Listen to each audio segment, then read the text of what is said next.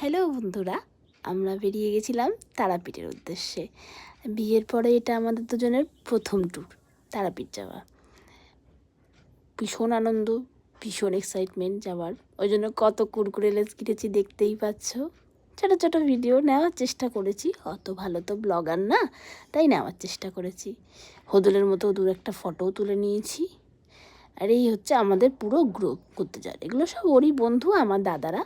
ভীষণ এনজয় করেছি ওদের সাথে ঘুরতে গিয়ে।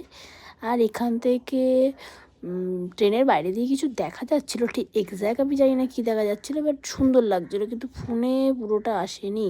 আর এই আমরা রামপুরহাটে পৌঁছে গেছি। একটা গাড়ির মধ্যে 12 জন ঠেসে ঠুসে ঢুকেছি। আমরা আলাদা গাড়িতে যাব না, আমরা এক গাড়িতেই যাব। সকাল সকাল গিয়ে স্নান করে পুজো দিতে বেরিয়ে গেছি। এই হোয়াইট কালারের শাড়িটা পরেছিলাম, হোয়াইট আর রেডের মধ্যে। এটা হচ্ছে আমাদের সাথে ঘুরতে গেছে আরেকটা কাপল, ওরা খুব কিউট। এই হচ্ছে ওর কিছু বন্ধুরা, ফটোগুলো কেটে কেটে গেছে, প্রথম প্রথম করছি তো তাই বুঝতে পারছি না। আর এটা হচ্ছে আশেপাশের ভিডিও। এতটা ভিড় ছিল, আমরা গেছিলাম শনিবার, সকাল সকাল ধোসা খেয়েছি, খুবই বাজে খেতে।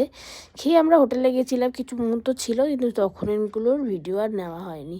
এটা হচ্ছে পরের দিন সকালে যখন আমরা বাড়ি ফিরছি। হ্যাঁ, আর মাঝখানে কোনো ভিডিও নেই। নতুন নতুন ব্লগারদের এই একটা সমস্যা, সব কিছু ক্যাপচার করতে তাদের একদম ভালো লাগে না।